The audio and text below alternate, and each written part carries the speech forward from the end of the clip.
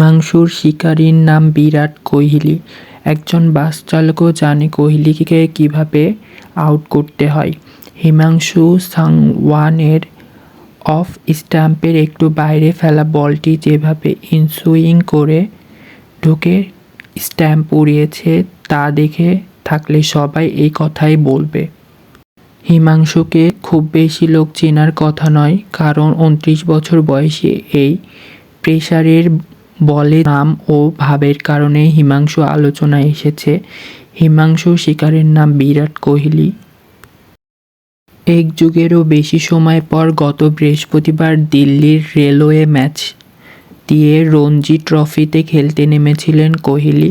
তার প্রত্যাবর্তনে ম্যাচটার ভেন্যু আবার জন্মশহর দিল্লির অরুণ জেটলি স্টেডিয়াম। ঘরের ছেলেকে দীর্ঘ সময় পর দিল্লির হয়ে খেলতে দেখে তর সইছিল না ভারতের রাজধানীবাসীর। স্টেডিয়ামের গেটে রাত ৩টা থেকে লাইন পড়ে যায়